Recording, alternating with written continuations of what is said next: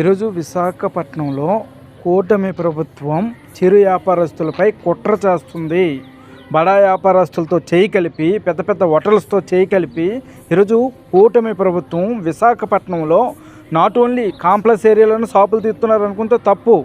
విశాఖపట్నం మొత్తం నరిమూలలో ఎక్కడెక్కడ షాపులు ఉన్నాయి, అటు గాజువాక కానివ్వండి, ఇటు కొమ్మాది కానివ్వండి, ఇటు బీచ్ రోడ్ కానివ్వండి, ఇటు సభవరం లైన్ కానివ్వండి, ప్రతి దిక్కులో కూడా షాపులు తీసేస్తున్నారు. పేదవాళ్ళు ఇవన్నీ కూడా షాపులు నేలమట్టం చేస్తారు. ఏకంగా వాళ్ళు ఎలా బతుకుతారు, వాళ్ళ పిల్లలు ఎలా చదివించుకుంటారు, వీళ్ళకి ఇదే పని వచ్చు కదని కనీసం ఆలోచన లేకుండా ఈరోజు పేదవాళ్ళ షాపులన్నీ కూడా నేలమట్టం చేయడం కూటమి ప్రభుత్వం చేస్తున్న కుట్ర. బడా వ్యాపారస్తులతో కలిపి పేదవాళ్ళ జీవితాలపై దెబ్బ కొట్టాలి, వాళ్ళ పిల్లల చదువులపై దెబ్బ కొట్టాలి, వాళ్ళకి ఆడపిల్లలంతా పెళ్ళిళ్ళు చేసుకోకుండా వాళ్ళకి ఆర్థికంగా చిదిగిపోవాలి పేదవాడు అని చెప్పి ఈరోజు కూటమి ప్రభుత్వం కుట్ర చేస్తుంది. కాబట్టి దీనికి విద్యార్థులందరూ తోడుగా ఉండాలి, వ్యాపారస్తులకి కార్మిక సోదరులు అండగా ఉండాలి. ప్రతి రాజకీయ పార్టీ కూడా ఈ యొక్క చిరు వ్యాపారస్తులకి విశాఖపట్నాన్ని ప్రతి ఒక్కరు కూడా అండగా ఉండాలని ఆ దేవుని ప్రార్థిస్తూ ప్రతి ఒక్కరిని కూడా కోరుకుంటున్నాం. ఎందుకంటే ఈరోజు నిజంగా వాళ్ళకి ఏ పని చేత కదా ఆ పని తప్పించి ఈరోజు పేద ప్రజలు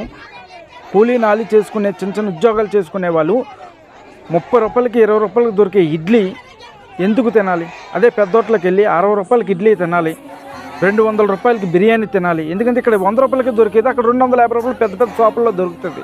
250 రూపాయలు, 300 నుంచి 500 వరకు రేట్లు ఉంటాయి. అవి తినగలరా? ఈరోజు చిన్న